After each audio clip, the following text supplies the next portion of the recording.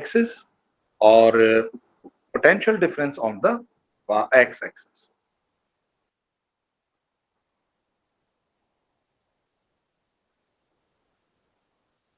So I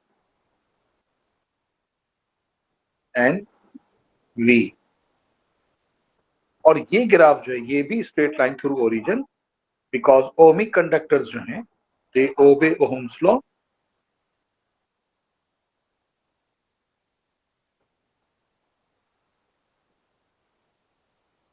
ये आप में से कोई बताएगा ये मोहम्मद आसिम कौन है? मूसा आसिम सर. जी सर मोहम्मद मूसा आसिम. अच्छा, मोहम्मद मूसा आसिम. चले मैं भी इनको ऐड कर लेता हूँ कि मैं, चलिए आप पहुंच गए उमर? जी सर. चलें, गुड जी सर पहुंच गए. Good good good. अच्छा जी, अब जो है ना, अब एक बड़ी इंटरेस्टिंग चीज है. तो ये तो हमने ग्राफ तो बना लिए, ओहमिक कंडक्टर से graph straight line through origin. Whether आप potential difference against current graph बनाएं या आप current against potential difference graph बनाएं, ठीक है. अब ये जो ग्राफ है, पहला ग्राफ, ये वी आई ग्राफ जो है, इसका ग्रेडियंट क्या रिप्रेजेंट करता है?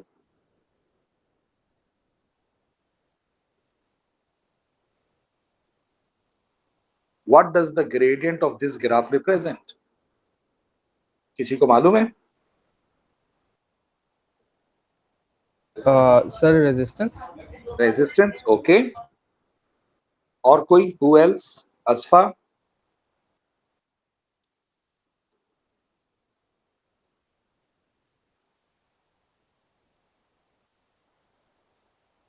जी, असल में ये ग्राफ हमने बनाया है इस इक्वेशन का. मैं आपको इक्वेशन बता देता हूँ. V is equal to I R, ये जी ग्राफ है, इस इक्वेशन का ग्राफ है. तो इसका ग्रेडियंट जो है, सुबान कह रहे हैं कि रेजिस्टेंस है. Are you agree?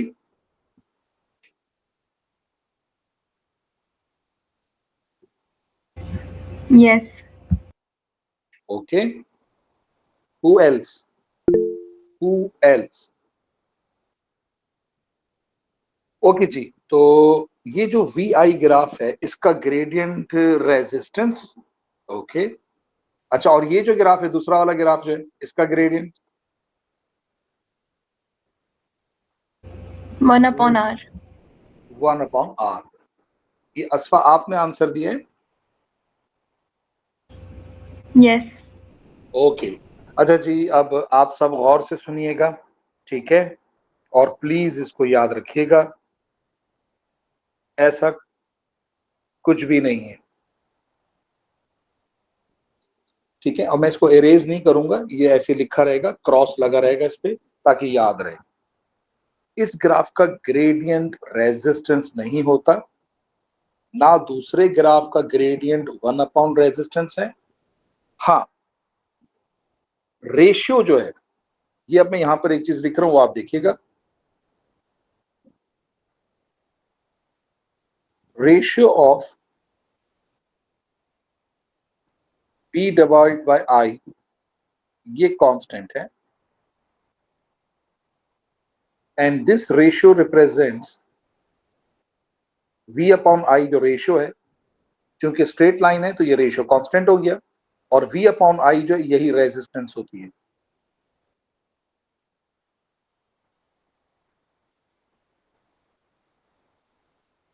तो इस ग्राफ का ग्रेडियंट रेजिस्टेंस नहीं है. आप इस स्ट्रेट लाइन कर किसी भी पॉइंट पर रेशियो कैलकुलेट करेंगे, पोटेंशियल डिफरेंस और करंट का ratio, that will give us resistance. अब आइए जी दूसरे ग्राफ की जो बारी है. यहां जो है, ये वाला जो रेशियो होगा, क्योंकि वाई एक्सिस पर आई है करंट, तो I upon V. Now this ratio is 1/r, not gradient. Avoid using the term gradient, use ratio. और ये रेशियो आई अपॉन वी जो है ये इक्वल होगा 1 अपॉन आर के, या इस रेशियो को उल्टा कर दें और ये रेशियो भी कांस्टेंट है, तो इसका मतलब है कि रेजिस्टेंस कांस्टेंट है। तो अगर आपको current against potential difference graph दिया हुआ है, ठीक है, मैं आपको नीचे एक अलग एक्स्ट्रा बना के दिखा रहा हूं।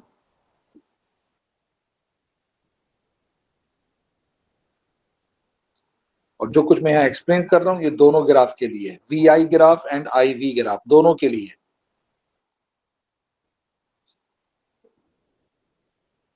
If this is the graph, तो आपको अगर रेजिस्टेंस कैलकुलेट करनी है तो इस आप स्ट्रेट लाइन के ऊपर कोई भी एक पॉइंट कंसीडर करेंगे, कोई भी एक point, let me consider this, और इस पॉइंट से आप ये पोटेंशियल डिफरेंस रीड ऑफ करेंगे,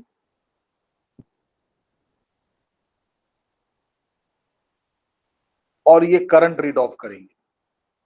लेट से अगर यहां पर फॉर एग्जांपल मैं आपसे कहूं, फॉर एग्जांपल कि जी यहाँ पे जो करंट है वो है 0.4, ये मैं आर्बिट्ररी वैल्यूज ले रहा हूं सिर्फ आपको समझाने के लिए, एंड लेट से यहाँ पर पोटेंशियल डिफरेंस जो है वो है 3 वोल्ट्स। तो जी रेजिस्टेंस आप कैलकुलेट करेंगे, बजाय ग्रेडियंट कैलकुलेट करने के आप पोटेंशियल डिफरेंस को करंट से डिवाइड करेंगे, यानी आप ये रेशियो कैलकुलेट करेंगे। सो 3 डिवाइड बाय 0.4, ये अब आप कैलकुलेटर से देख लीजिए क्या वैल्यू आती है ये। Sir Q is equals to जो IT का ग्राफ था उसके अंदर QT का जो ग्रेडियंट था वो I रिप्रेजेंट कर रहा था, तो हमें कैसे जी पता लगेगा कब रेशियो करेगा और कब ग्रेडियंट आएगा? अभी बता देता हूँ बेटा, बहुत आसान है, अभी बता रहा हूँ। पहले हम 3 को डिवाइड कर लेते हैं 0.4 से, एंड इट इज अराउंड कोई 7.5 आता है। तो जी रेजिस्टेंस हो गई 7.5। देखिए आपने अच्छा सवाल पूछा है कि जी हमें कैसे पता चलेगा कि ग्रेडियंट्स कब यूज करना है, कब रेशियो यूज करना है। तो वेरी सिंपल, देखिए आप अगर कह रहे हैं ना कि इस ग्राफ का ग्रेडियंट रेजिस्टेंस है, या दूसरे वाले ग्राफ का ग्रेडियंट 1 डिवाइडेड बाय रेजिस्टेंस है, तो देखिए, और मैंने आपको बताया था कि जी current charge against time graph का ग्रेडियंट करंट है। ग्रेडियंट के लिए करंट को आपने क्या डिफाइन किया था? करंट को डिफाइन किया था rate of flow of charge, ठीक है। रेजिस्टेंस को हमने डिफाइन किया है ratio of potential difference to current. तो रेजिस्टेंस की डेफिनेशन में तो रेशियो है, करंट की डेफिनेशन में रेट है।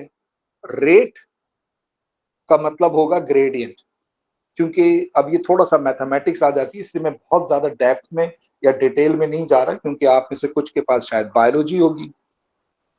आप मैथ्स के अंदर एक पढ़ते होंगे ना, derivatives, rate of change, rate of change,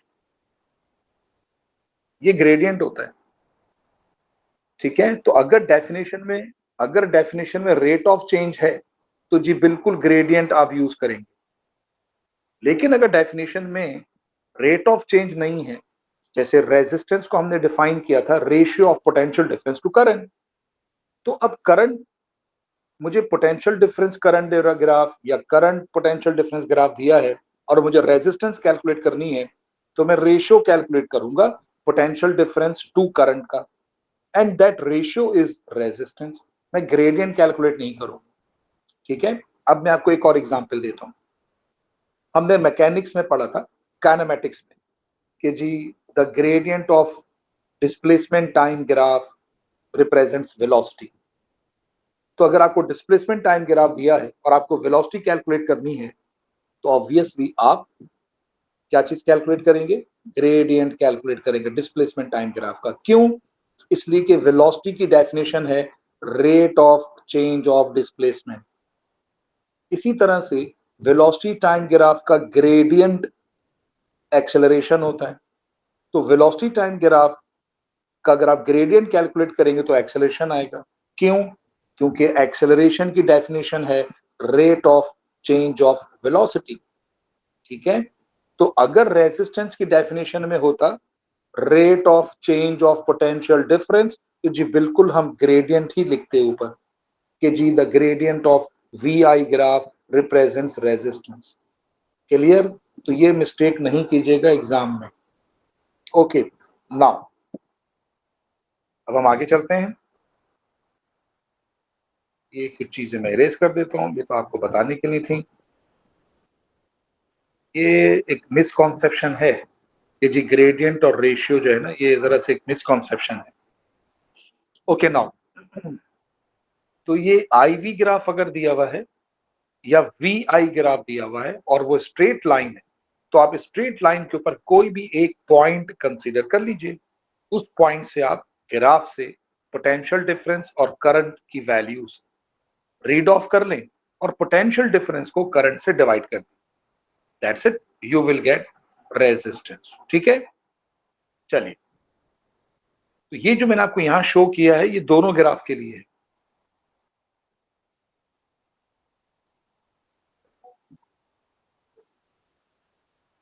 ठीक है, चाहे वी आई ग्राफ हो या आई वी ग्राफ हो। वी आई ग्राफ अगर होगा तो उसमें भी आप एक पॉइंट कंसिडर करेंगे, उस पॉइंट से आप पोटेंशियल डिफरेंस और करंट रीड ऑफ करेंगे और पोटेंशियल डिफरेंस को करंट से डिवाइड करेंगे, so you will get resistance. ठीक है जी, तो ये तो हो गया हमारे पास ओहमिक कंडक्टर्स की रेजिस्टेंस। अगर वी आई ग्राफ या I V graph straight line passing through the origin है, तो इट इज अंडरस्टूड कि रेजिस्टेंस कांस्टेंट है। रेजिस्टेंस कांस्टेंट है। Straight line through origin, this confirms कि जो रेजिस्टेंस कांस्टेंट है। ठीक है, चलिए आगे चलते हैं और अब हम ग्राफ जो है वो डिस्कस करेंगे नॉन ओहमिक कंडक्टर्स, नॉन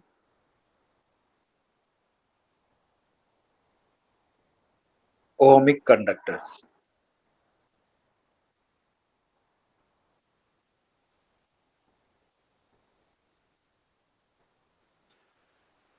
इसमें हम सबसे पहले थर्मिस्टर को कंसीडर कर लेते हैं, थर्मिस्टर के लिए ग्राफ बना लेते हैं। ठीक है बेटा, थर्मिस्टर। सबसे पहले हमें हमें ये मालूम होना चाहिए what is a thermistor. Thermistor is a resistor made of semi-conducting material. Resistance of thermistor varies inversely with the temperature. तो ये बात आपको मालूम होनी जरूरी है, तो ये मैं यहां लिख देता हूं, पॉइंट वाइज लिख देता हूं। थर्मिस्टर इज अ रेजिस्टर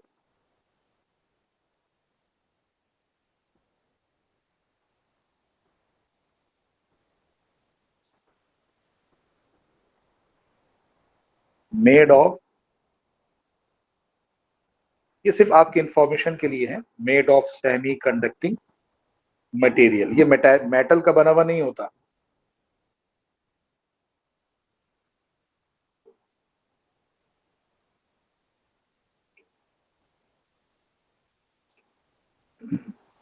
अब जो सबसे इंपॉर्टेंट बात है वो सेकंड पॉइंट पे मैं लिख रहा हूं। सबसे इंपॉर्टेंट बात जो आपको जहन में रखनी है, resistance of thermistor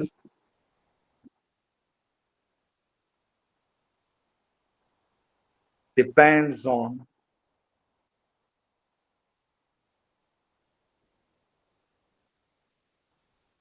the temperature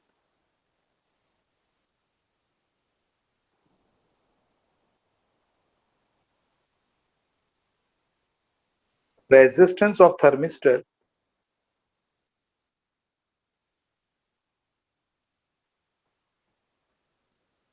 varies inversely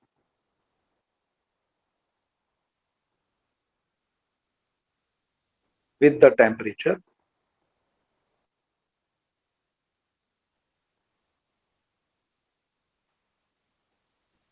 varies inversely with the temperature, इसका मतलब ये होगा अगर थर्मिस्टर का टेम्परेचर इंक्रीज होता है तो इसकी रेजिस्टेंस डिक्रीज होती है, एंड वाइस वर्सा। तो ये भी बात मैं यहां नीचे लिख देता हूं, ठीक है।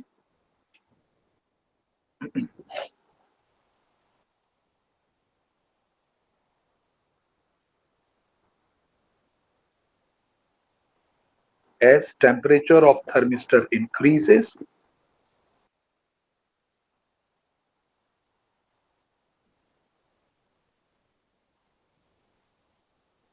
सर लेकिन वैसे कैसे पॉसिबल है ये कि टेम्परेचर इंक्रीज होता है तो रेजिस्टेंस डिक्रीज होती है? मैं एक्सप्लेन कर देता हूं, ठीक है, लेकिन ऐसा जरूरत है नहीं, क्योंकि मैंने ऊपर सबसे पहले एक चीज लिखी थी कि थर्मिस्टर जो है ये सेमी कंडक्टिंग मटेरियल का बना हुआ है। जो मेटल के रेजिस्टर्स होते हैं ना, जिनको आप मेटेलिक कंडक्टर्स कहते हैं, उनकी रेजिस्टेंस टेम्परेचर के इंक्रीज होने के साथ इंक्रीज होती है। लेकिन ये थर्मिस्टर जो है ये सेमी कंडक्टिंग मटेरियल का बना हुआ है। जब टेम्परेचर इसका इंक्रीज होता है तो इसके स्ट्रक्चर में नंबर ऑफ इलेक्ट्रॉन्स इंक्रीज होते हैं, ठीक है, जिसकी वजह से करंट इंक्रीज होता है। और अगर करंट इंक्रीज हो रहा है तो इसका मतलब है कि इसकी रेजिस्टेंस डिक्रीज हो रही है, ठीक है। So as temperature of thermistor increases, its resistance decreases, inversely proportional है, ठीक है, और vice vice versa.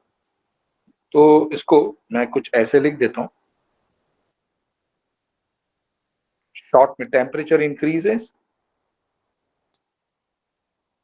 Resistance decreases, और if temperature decreases,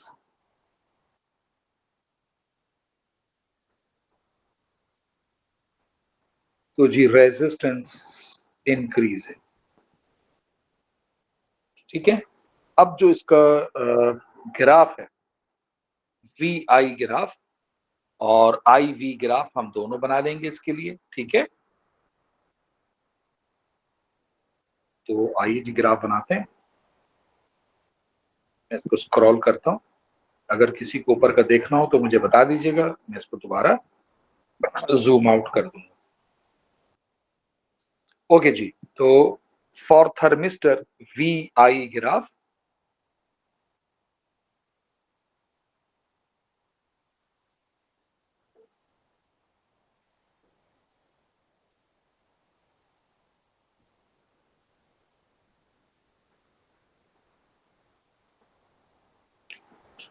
अच्छा,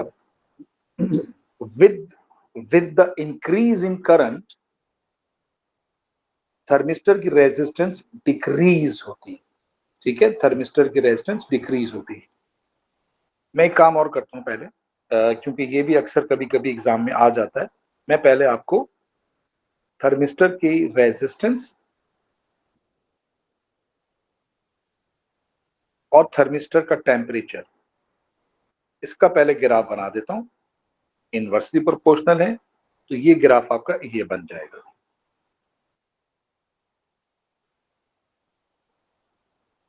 तो आप देख सकते हैं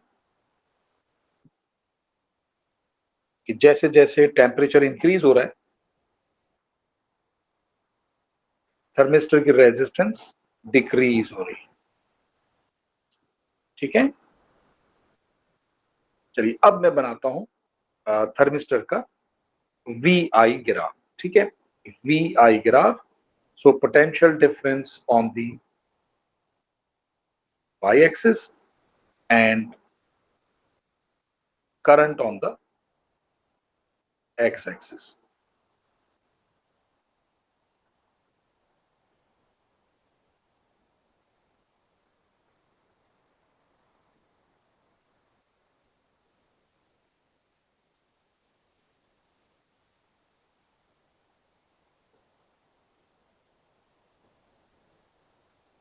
तो जी इसका जो ग्राफ है, क्योंकि ये नॉन ओहमिक कंडक्टर है तो इसका ग्राफ स्ट्रेट लाइन नहीं होगा बल्कि कर्व होगा, और वो भी कर्व ऐसा हो।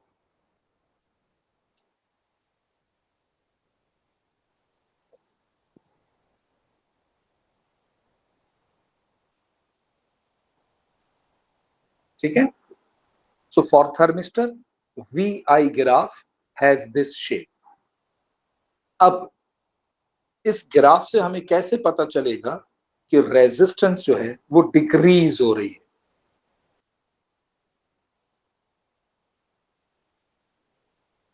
तो जी, इस ग्राफ से हमें कैसे पता चलेगा कि रेजिस्टेंस डिक्रीज हो रही है? तो इसका तरीका ये है, सिर्फ समझाने के लिए, ठीक है, मैं इस ग्राफ के ऊपर कोई 3 पॉइंट्स कंसिडर कर रहा हूं। एक पॉइंट ये, एक पॉइंट ये, और एक ये एंड पे पॉइंट। और इन तीनों पॉइंट्स को मैं ज्वाइन कर देता हूं ओरिजिन से ज्वाइन कर दूं।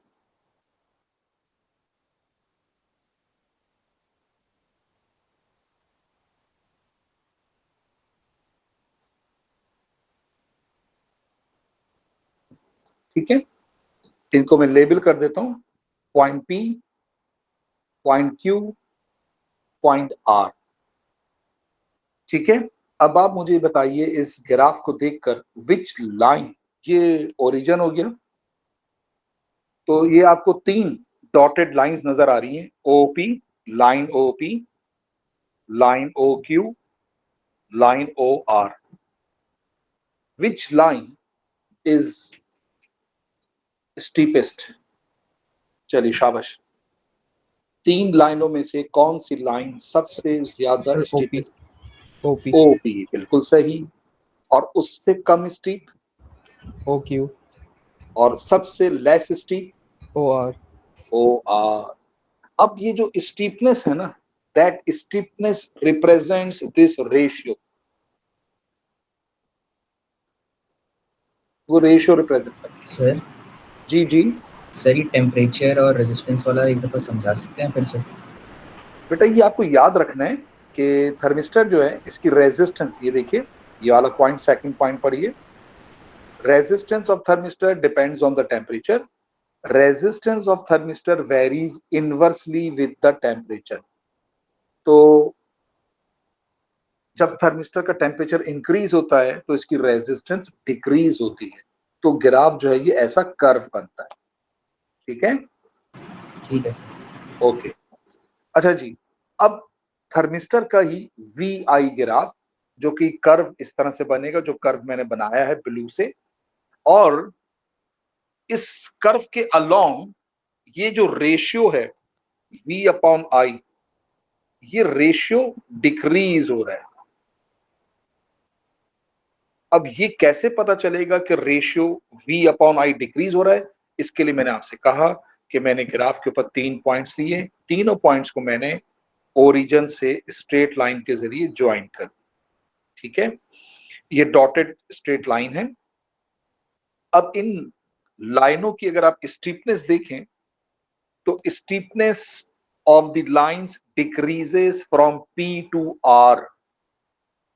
तो स्टीपनेस डिक्रीज होने का मतलब है ये ratio v upon I decrease हो रहा है, और ratio v upon I decrease होने का मतलब है कि जो रेजिस्टेंस डिक्रीज हो रही है।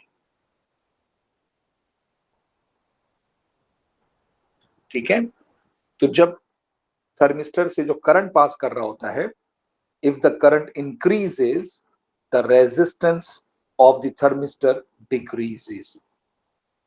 ठीक है, तो मैं यहां पर आपको एक चीज ये लिख देता हूं ताकि आपको याद रहे। Line OP is very steep.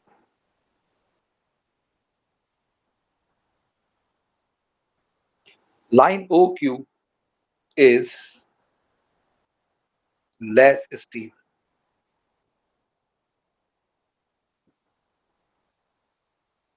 And line OR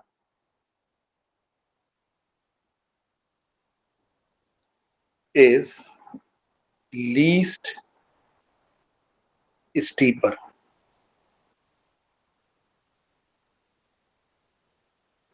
ठीक है। तो जी जो स्टीपनेस है वो लाइन की स्टीपनेस जो है वो लाइन की डिक्रीज हो रही है from P to R. It means the ratio V upon I decreases.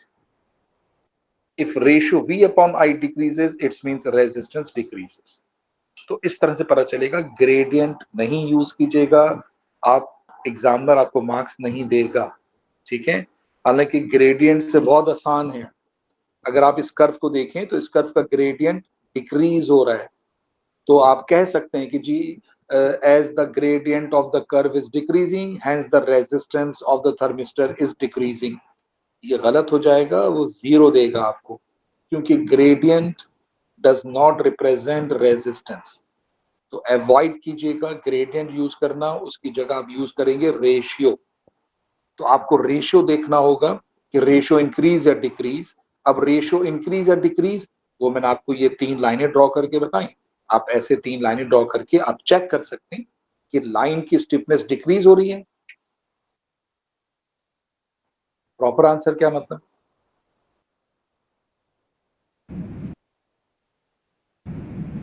मतलब सर वो बताते हैं कि किस तरीके से आंसर को लिखना। मैं ये लिखा हुआ मैंने ग्राफ पे, मैं आपको वर्डिंग्स में लिख के बता देता हूँ।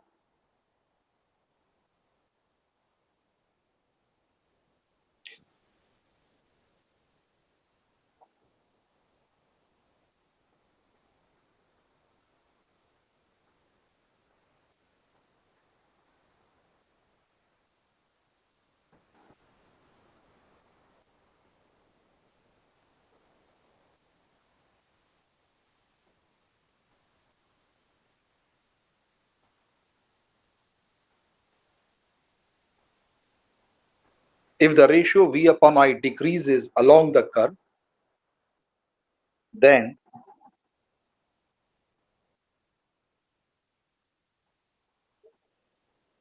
resistance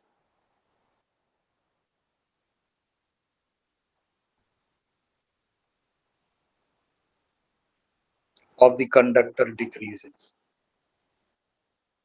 अब वो थर्मिस्टर है, वो LDR है, जो भी है, ठीक है।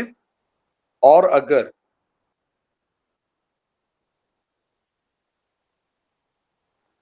if the ratio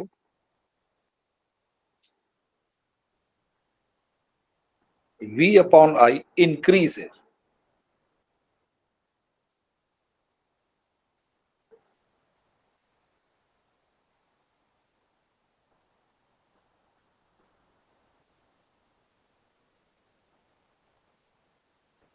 along the curve, then sir हम इसको वैसे रेशियो वी आई क्यों लिख रहे हैं, हम इसको डायरेक्ट आर क्यों नहीं लिख लेते? ग्राफ VI का है या R का ग्राफ है? नहीं सर, वी आई तो हमारा V divided by I R बन जाएगा ना। अरे R तो बन जाएगा, ग्राफ आपको V और I का दिया हुआ है ना। तो अगर V और I का रेशियो डिक्रीज हो रहा होगा तब आप कहेंगे ना कि रेजिस्टेंस डिक्रीज हो रही है। ये क्या लिखा हुआ है?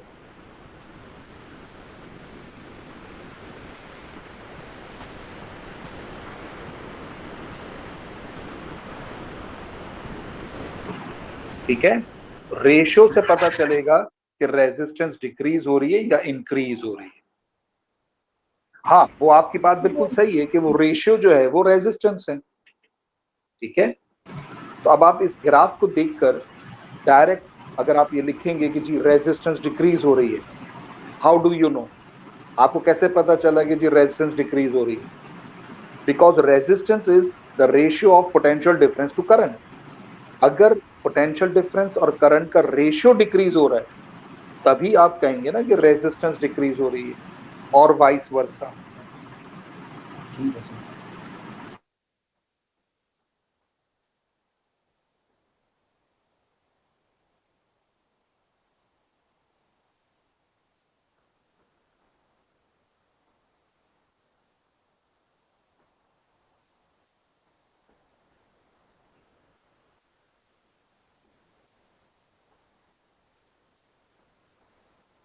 ठीक है, तो एग्जाम में अगर इस तरह से ग्राफ आता है तो एक तो आप ग्राफ की शेप को याद रख लीजिए। ठीक है, अगर ये शेप है ग्राफ की तो जो रेशियो है, लेकिन ये भी ख्याल रखिएगा कि वाई एक्सिस पे कौन सी क्वांटिटी है और एक्स एक्सिस पे कौन सी क्वांटिटी है। अगर वाई एक्सिस पे v है और एक्स एक्सिस पर i है तो जी v अपॉन i जो है इसका रेशियो जो है वो डिक्रीज हो रहा है, हैंस रेजिस्टेंस डिक्रीज हो रही है। लेकिन अगर वी आई ग्राफ जो है, sorry not V I graph, I V graph, अगर I V graph for example अगर आई वी ग्राफ की शेप ये है तो अब जो रेशियो डिक्रीज हो रहा है वो ये है। अगर आई अपॉन वी, अगर आई और वी का रेशियो डिक्रीज हो रहा है तो रेजिस्टेंस डिक्रीज नहीं हो रही होगी बल्कि उल्टा होगा, रेजिस्टेंस इंक्रीज हो रही होगी। क्योंकि अगर आई अपॉन वी रेशियो डिक्रीज होता है देन ये वाला रेशियो इंक्रीज होगा, देयरफॉर रेजिस्टेंस इंक्रीज होगी। तो ग्राफ की आप शेप को, कर्व की शेप को याद रख लीजिए, आपको पता चल जाएगा। एग्जाम में जाकर आप सिर्फ इस तरह से सेंटेंस पहला वाला या दूसरा वाला आप लिख सकते हैं। ठीक है, लेकिन ये याद रखिएगा रेजिस्टेंस V अपॉन I जो रेशियो है उसके इक्वल होती है और I अपॉन V जो रेशियो होता है वो 1 अपॉन R होता है। मैं इसको ऐसे यहां लिख देता हूं, this ratio is 1 upon R।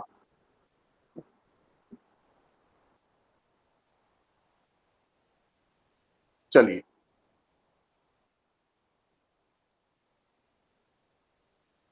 अब इसी थर्मिस्टर के लिए जो ग्राफ ऊपर बना हुआ था V I graph, sir ji sir ये आपने जो वी आई का जिस तरह ग्राफ बनाया कर्व, इसी तरह आई वी का आप बना के दिखा सकते हैं? क्योंकि ये तो कर्व आपने पेस्ट कर दिया ना ये, लेकिन वी आई का अगर ग्राफ इस तरह बन रहा है डिक्रीजिंग मतलब कि हो रहा है, तो आई वी का किस तरह बनेगा, किस शेप का आएगा उसी उसी चीज वो का? भी बना रहा हूं मैं, वो उसी तरफ जा ओके रहा हूं मैं सर। कि ये थर्मिस्टर का अभी हमने वी आई ग्राफ बनाया है, अब थर्मिस्टर का ही हम आई वी ग्राफ बनाएंगे। ठीक है, तो उसके लिए अब मैं ये चूंकि एक्स्ट्रा है तो इसको मैं ऐसे एक लाइन लगा देता हूं। सर उसमें तो सिर्फ ये जो ग्राफ की शेप है वही इन्वर्ट नहीं हो जाएगी? जी बिल्कुल ऐसे ही हो जाएगा,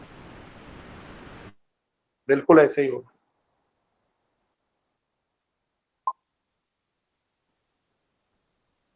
अच्छा जी, अब मैं आपको थर्मिस्टर के लिए ही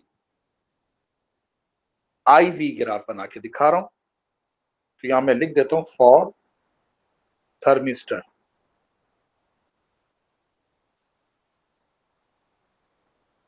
आई वी ग्राफ। देखिए आई वी ग्राफ क्या हो जाएगा।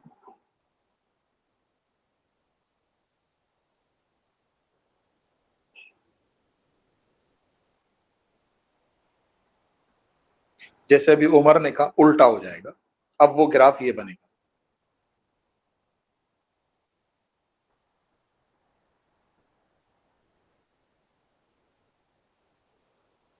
ये आई वी ग्राफ थर्मिस्टर का ही है और ये वी आई ग्राफ ये भी थर्मिस्टर का है। ठीक है, लेकिन दोनों की शेप देख लें आप, डिफरेंट है। अब ये जो ग्राफ है, इस ग्राफ में ये जो रेशियो है, चूंकि वाई एक्सिस के ऊपर करंट है, ये रेशियो जो है ये इंक्रीज हो रहा है। कैसे पता ये ratio I upon V ratio increase हो रहा है? वही वाला मेथड, 3 पॉइंट्स ले लें, 1 2 3, इन तीनों पॉइंट्स को आप ओरिजिन से स्ट्रेट लाइन से ज्वाइन कर।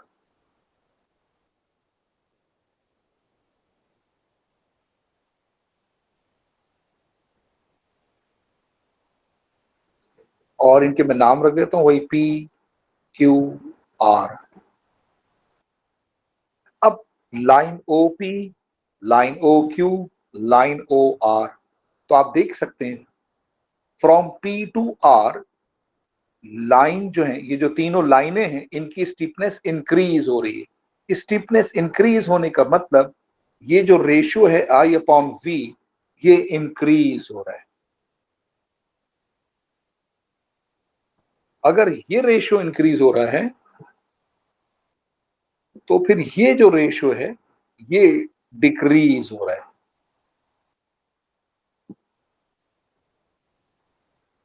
और अगर v अपॉन आई रेशियो डिक्रीज हो रहा है देन रेजिस्टेंस डिक्रीज हो रही। ठीक है,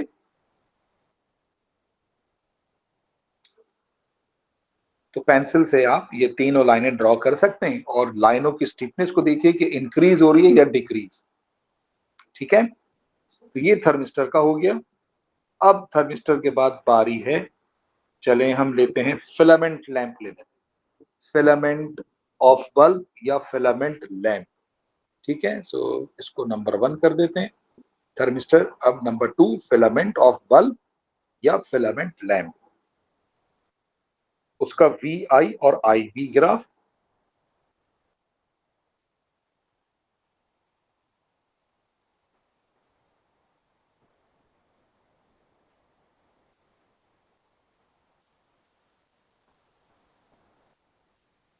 अच्छा, एक चीज मैं आपको ऊपर शायद बताना भूल गया, और वो है थर्मिस्टर जो होता है इसका सैम्बल क्या है। सर्किट में आप कैसे पहचानेंगे सर्किट में कि ये थर्मिस्टर है? तो थर्मिस्टर को हम सर्किट में इस तरह से ड्रॉ करते हैं, शो करते हैं।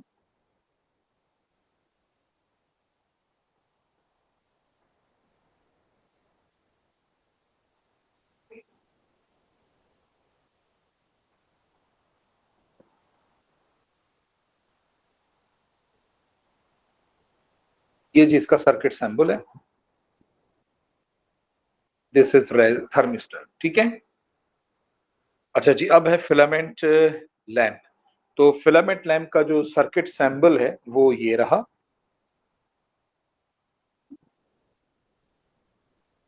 सर आप एक दफ़ा फिर से दिखा सकते हैं थर्मिस्टर का? जी बिल्कुल दिखा देता हूँ बेटा, पहले ये बना लूं फिर दिखा देता हूँ। ये जी, अगर आपको सर्किट में कोई ऐसी चीज बनी हुई नजर आए सर्किल के अंदर क्रॉस का निशान, तो ये फिलामेंट लैंप होगा। ठीक है, लीजिए देख लीजिए बेटा थर्मिस्टर का सैंपल।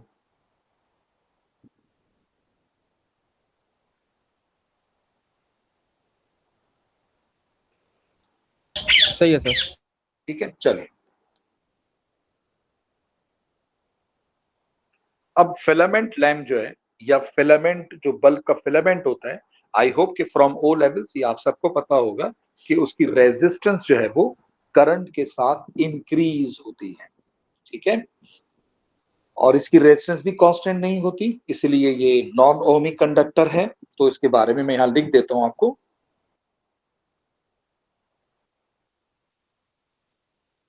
रेजिस्टेंस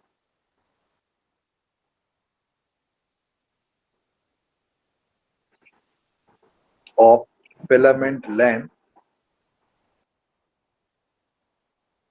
या bulb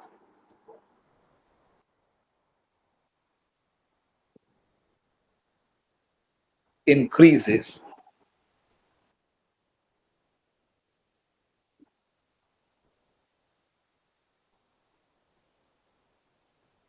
as current increases or vice versa। लेकिन रेजिस्टेंस और करंट डायरेक्टली प्रोपोर्शनल नहीं है। करंट अगर इंक्रीज होता है तो रेजिस्टेंस इंक्रीज जरूर होती है बट नॉट डायरेक्टली प्रोपोर्शनल। तो ग्राफ स्ट्रेट लाइन नहीं बनेगा, इसका भी ग्राफ कर्व बनेगा। तो आइए जी पहले इसका वी आई ग्राफ बना लेते हैं और फिर उसके बाद आई वी ग्राफ।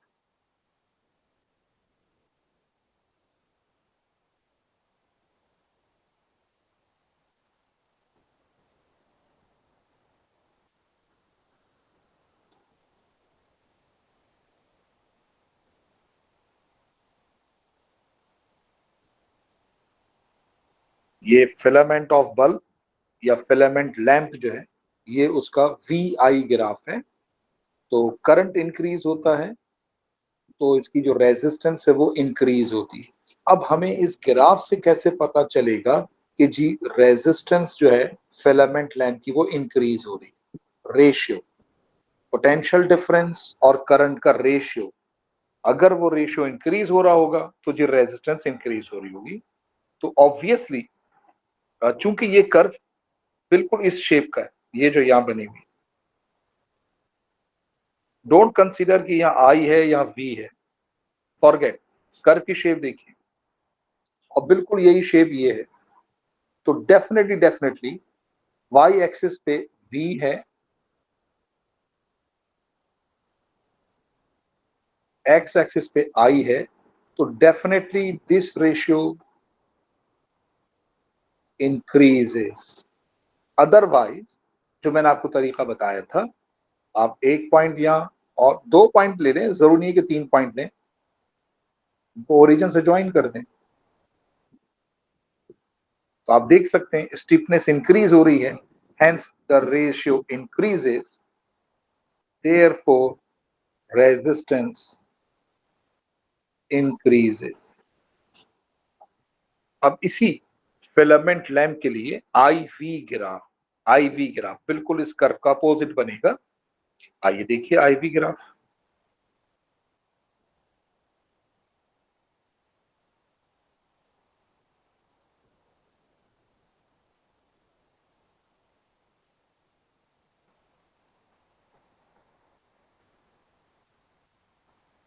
जी ग्राफ ये बनेगा।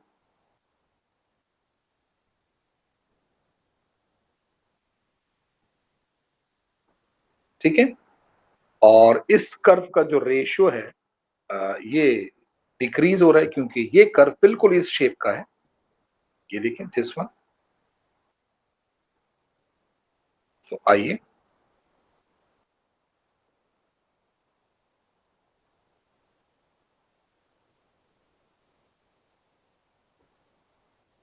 I over V, that this ratio decreases.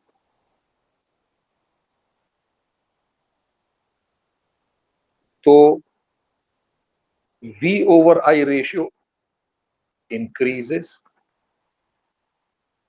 therefore resistance increases। ठीक है,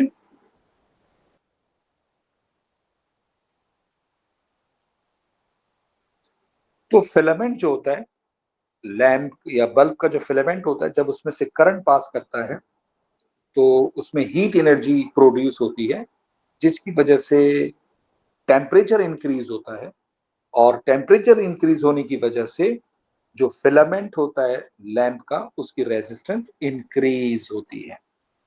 ठीक है, तो ये बात भी मैं आपको यहाँ लिख देता हूं। और ये अगर आपको देखना है कि जो दूसरा ग्राफ आई वी है, इसका ratio I upon V decrease हो रहा है, तो इसके लिए भी आप कर्व के ऊपर 2 पॉइंट्स लीजिए, उन दोनों पॉइंट्स को ओरिजिन से ज्वाइन करिए और उस दोनों लाइनों की स्टीपनेस को चेक कीजिए। अगर स्टीपनेस डिक्रीज हो रही है तो जी आई अपॉन वी डिक्रीज हो रहा होगा, और अगर आई अपॉन वी डिक्रीज हो रहा है तो वी अपॉन आई इंक्रीज होगा, लिहाजा रेजिस्टेंस भी इंक्रीज होगी, क्योंकि V अपॉन आई जो है ये रेजिस्टेंस होती है। ठीक है, तो मैं ये बात भी आपको यहां लिख देता हूं, हालांकि पता है आपको कि जी रेजिस्टेंस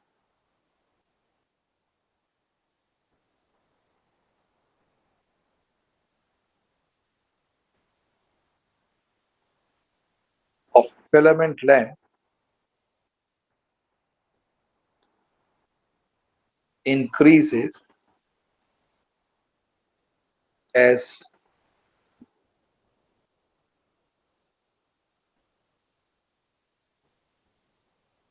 temperature of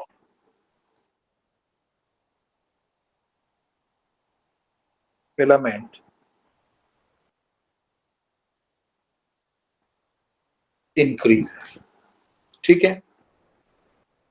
अच्छा जी, अब इसके बाद जो बारी है वो होती है LDR। LDR light dependent resistor.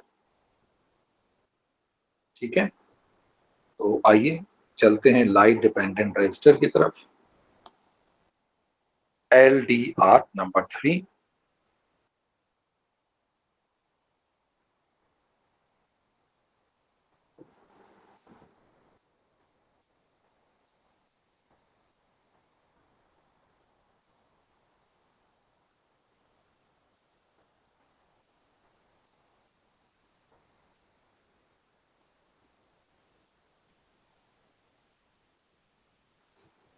LDR stands for light dependent resistor.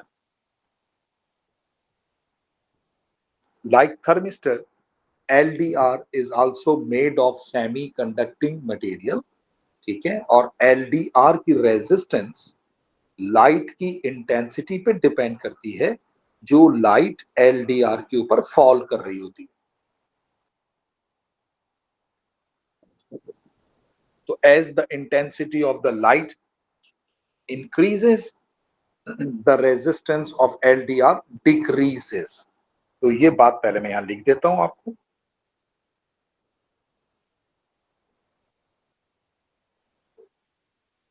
Sir इसका सिंबल भी बना देगा। जी बिल्कुल बना रहा हूं। इसका सैंपल भी बनाता हूं बेटा अभी।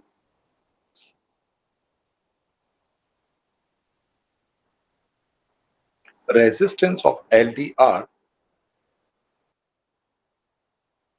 varies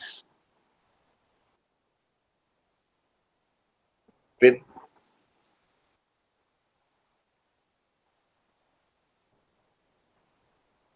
the intensity of light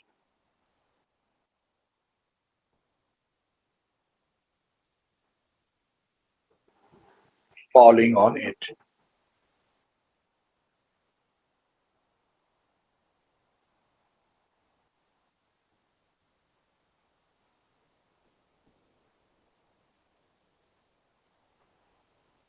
Resistance of LDR decreases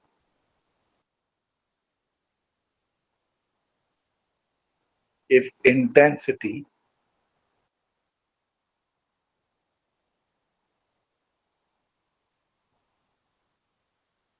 of light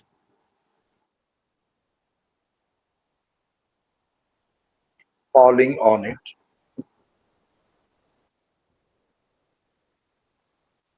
increases or vice versa।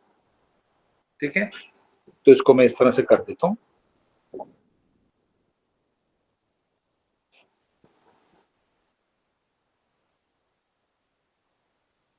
If intensity of light increases, the resistance of LDR decreases, or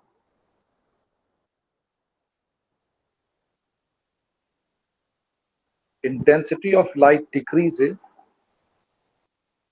then resistance increases। ठीक है, तो हाँ मैं तो सर आपको जी जी ये सेकंड जो pointer है इसका मतलब कि वेव्स और इसका मतलब क्या आ सकता है सवाल मिलके। नहीं, यहाँ पर वो लाइट की वेवलेंथ वगैरह कोई यूज नहीं करेंगे आप इलेक्ट्रिसिटी में। ठीक है, तो सर इंटेंसिटी हमें कैलकुलेट करनी पड़ेगी नहीं वैसे नहीं, अगर। कुछ भी नहीं, कुछ ओके। भी नहीं, कुछ भी नहीं।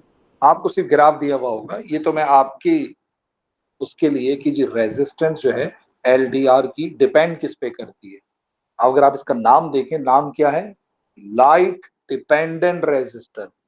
ऐसा रेजिस्टर जिसकी रेजिस्टेंस लाइट के ऊपर डिपेंड करती है, और लाइट का मतलब है उसकी इंटेंसिटी पे डिपेंड करती है। ठीक है, अतः जी इसका सर्किट सिंबल जो है वो इसको दो तरह से रिप्रेजेंट कर सकते हैं आप सर्किट में। ऐसे भी इसको आप रिप्रेजेंट कर सकते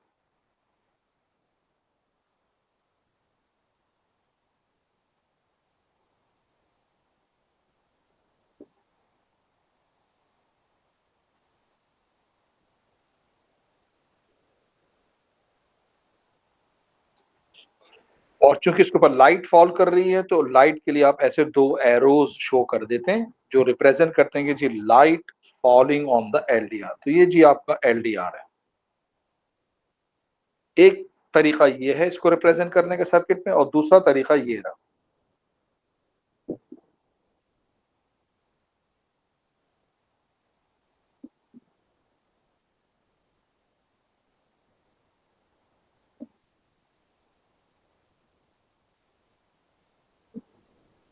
इसमें सर्किल नहीं होता, तो दोनों आप सर्किट सैंपल दोनों में से कोई भी बना सकते हैं, और सवाल में दोनों में से कोई भी बना हुआ आ सकता है। तो जी आइए इसका आईवी ग्राफ और वीआई ग्राफ देखते हैं।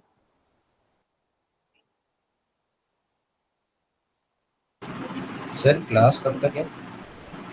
बेटा ये ग्राफ्स मैं आज खत्म करूंगा, इसके बाद डायोड और है, ये ग्राफ खत्म हो जाए आपके। फिर कल तो वैसे भी हमारी क्लास है, तो इसके आगे का जो है फिर वो मैं कल क्लास में कंटिन्यू कर लूंगा। ठीक है। ठीक है सर।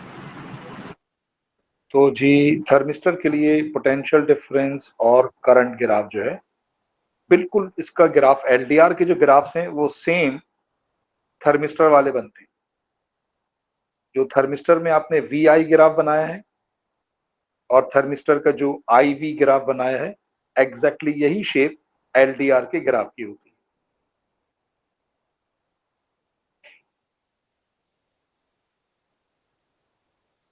ये आई वी ग्राफ हो गया, इसी के बराबर में मैं सॉरी ये वी आई ग्राफ है, और इसी के बराबर में आपको आई वी ग्राफ बना देता हूं।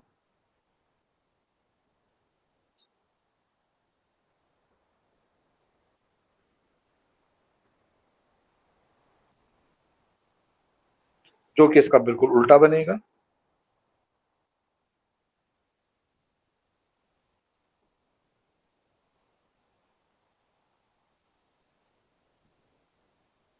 ठीक है। और अगर आप वही रेशो से कंसीडर करें तो जी पहला वाला जो ये वी आई ग्राफ है,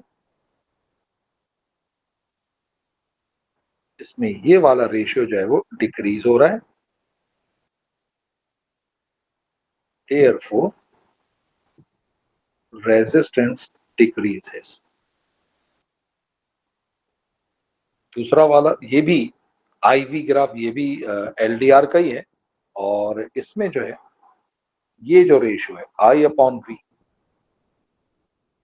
ये रेशियो इंक्रीज हो रहा है, और ये वाला रेशियो डिक्रीज हो रहा है।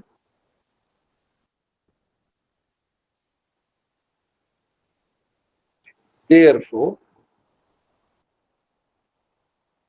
रेजिस्टेंस डिक्रीज हो रही है। ठीक है। ये इसका चीज के ग्राफ हो गए एलडीआर की। अब है diode.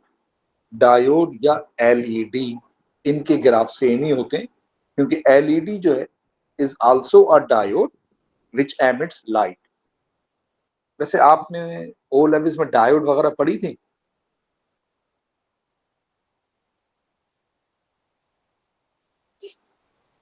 Hmm. Sir I think थोड़ा बहुत ही ज़्यादा नहीं पता था डायोड, लेकिन हाँ था आई थिंक। सर डायोड वो जो वन साइड से सिर्फ करंट अलाउ करता है। जी बिल्कुल। यहाँ एएस की फिजिक्स में भी बहुत उतना ही आप पढ़ेंगे डायोड जितना आपने ओ लेवल्स में पढ़ा है, बल्कि शायद थोड़ा और। सिर्फ ग्राफ पढ़ेंगे आप, सिर्फ ग्राफ। ठीक है। और सर्किट में अगर डायोड लगी भी हुई तो जो आपको अभी मैं यहाँ एक्सप्लेन करूंगा वही आप वहां पर भी अप्लाई करेंगे। Diode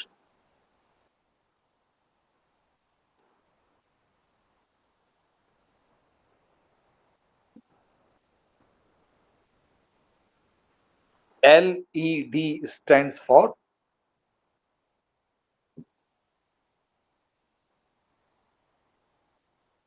light emitting diode. Sir Mubashir Tanveer पूछे क्लास कब तक है? बस ये डायोड आखिरी है, अब इसमें 5 मिनट लगेंगे, क्लास खत्म। ग्राफ्स हो जाएंगे ना सारे, बस फिर कल हम इलेक्ट्रिकल पावर वगैरह, resistance, series parallel, internal resistance, EMF, ये सारा करेंगे कल क्लास में। तो डायोड या एलईडी जो है उसके सर्किट सैंपल मैं पहले बना देता हूँ जी। इसका सर्किट सैंपल ये रहा।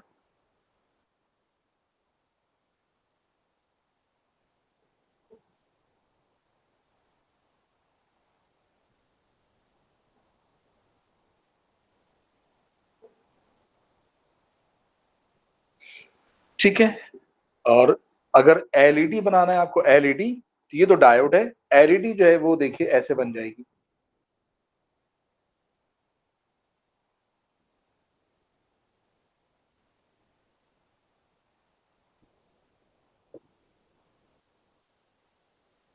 ये जी, ये एलईडी बन गई।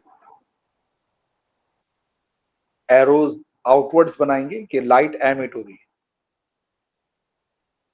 ये एलईडी हो गई। ये जी आपकी डायोड हो गई। अच्छा जी, अब ये जो आपको याद रखना है वो ये, डायोड की इस वाली साइड को एनोड कहा जाता है और डायोड की इस वाली साइड को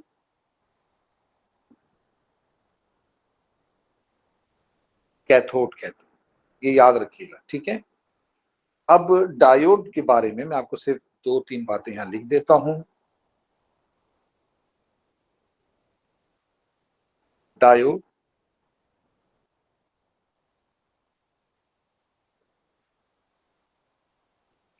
is an electronic device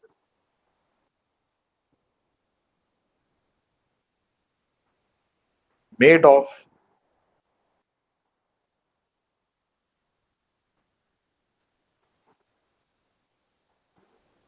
semiconducting material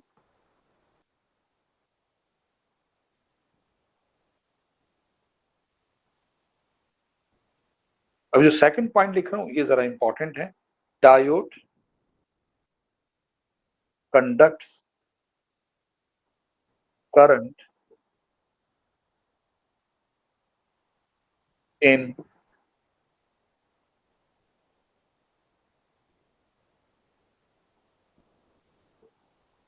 one direction।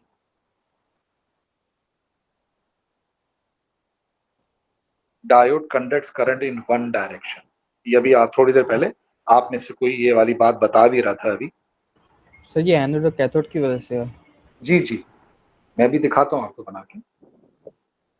अच्छा, अब डायोड करंट कब कंडक्ट करती है और डायोड करंट कब कंडक्ट नहीं करती, ये भी देख लीजिए आप।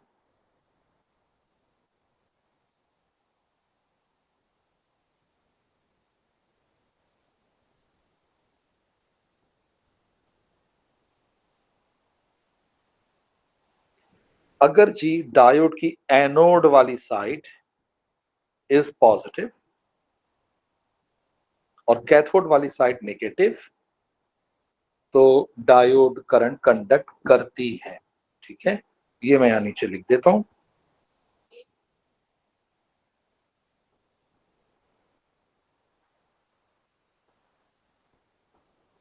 It offers low resistance,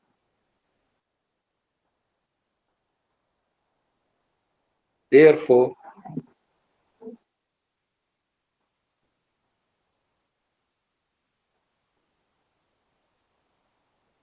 current flows.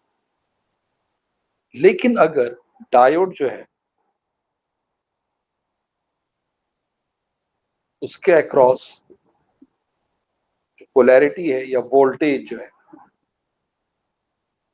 वो अगर ऐसा है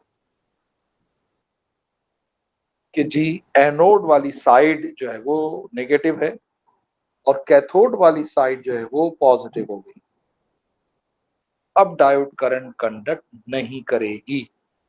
बिकॉज अब diode offers infinite resistance.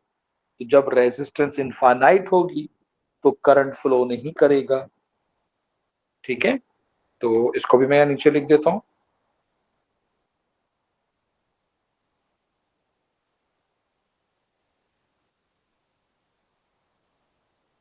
diode offers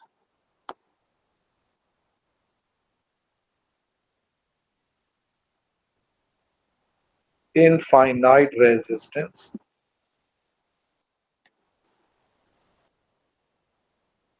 therefore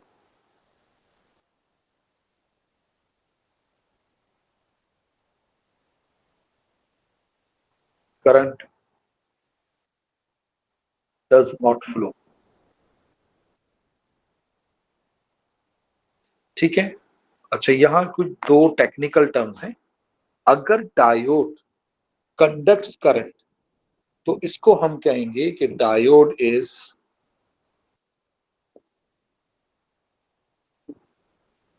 forward bias.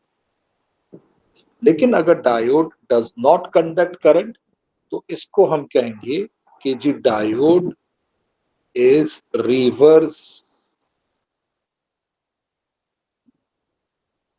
बायस। ठीक है। अब जी इसका जो ग्राफ है, बस ग्राफ बनाते हैं और क्लास को एंड करते हैं। डायोड के लिए जो ग्राफ बनता है वो एक ही ग्राफ बनता है, बस I V graph, I V graph.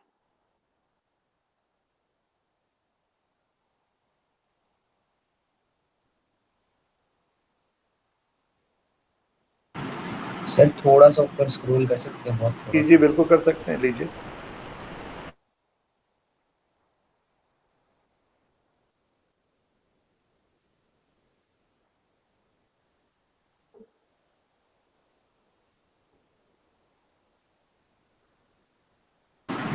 Sir मैंने स्क्रीनशॉट ले लिया। ठीक है बेटा। अच्छा जी, वाई एक्सिस पर करंट और एक्स एक्सिस पर पोटेंशियल डिफरेंस या वोल्ट। तो हम ये ग्राफ नेगेटिव वोल्टेज और पॉजिटिव वोल्टेज दोनों के लिए बनाएंगे। ठीक है। तो पहले मैं इसको बना रहा हूं।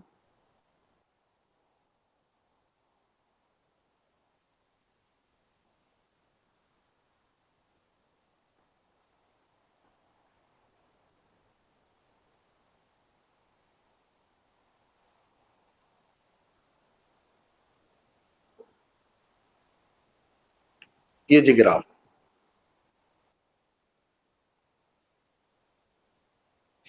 और नेगेटिव में अगर बनाऊंगा तो ये ग्राफ यहां तक आ जाएगा। नेगेटिव में ग्राफ एक्स एक्सिस के ऊपर बनेगा।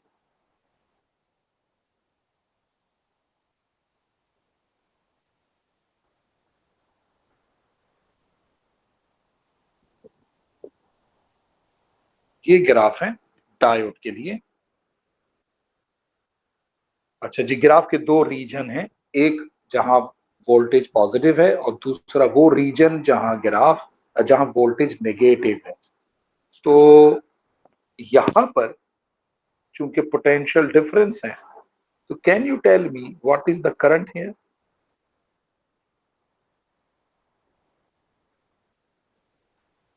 यहां करंट 0 है। तो यहां पर what is the resistance of diode? तो करंट तो 0 है, तो रेजिस्टेंस के लिए हम वही रेशियो यूज करेंगे, V अपॉन आई। करंट तो 0 है। सो ये आपको अच्छी तरह से पता होगा, किसी भी नंबर को 0 से डिवाइड करें तो आंसर क्या आता है? इंफिनिटी। तो जी डायोड ऑफर्स इनफाइनाइट रेजिस्टेंस। अब इधर आइए, ये देखिए क्या लिखा हुआ है।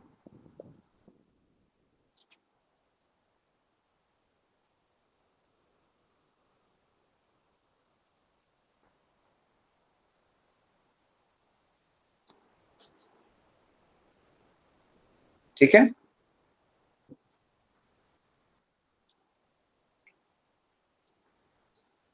तो ये जो ग्राफ का वो वाला पार्ट जो जहां पर वोल्टेज नेगेटिव है, एक्चुअली में वो रिवर्स बायस है। रिवर्स बायस में डायोड की रेजिस्टेंस इनफाइनाइट होती है। तो जब रेजिस्टेंस इनफाइनाइट होगी तो करंट तो फ्लो ही नहीं करेगा। ठीक है। नाउ अब हम ये वाली कंसिडर करते हैं। कि जी यहां पर रेजिस्टेंस क्या है, लेट से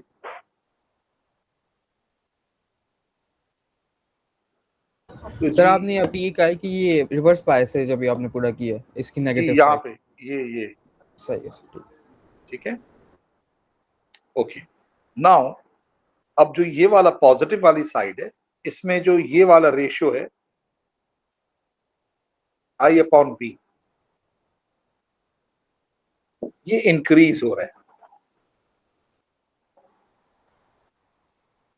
कर्व की शेप देखिए, ठीक है, और अगर ये इंक्रीज हो रहा है तो फिर ये वाला रेशियो उल्टा होगा, डिक्रीज होगा। Hence resistance of the diode decreases. तो जब रेजिस्टेंस डिक्रीज होगी तो करंट फ्लो करेगा, ठीक है।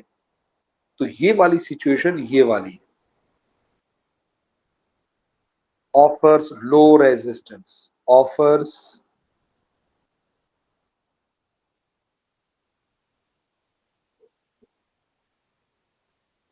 तो आप देख रहे हैं यहां पर रेजिस्टेंस जो है वो डिक्रीज हो रही है।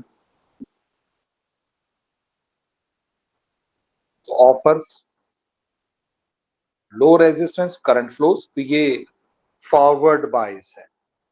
तो ये वाला रीजन जो है ये फॉरवर्ड बायस को रिप्रेजेंट करता है, क्योंकि there is current flowing through the diode and this is reverse bias.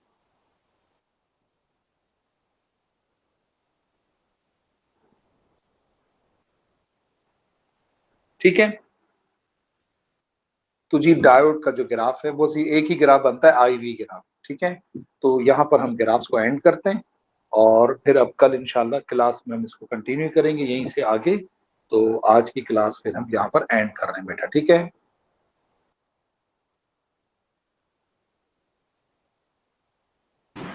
Allah Hafiz sir.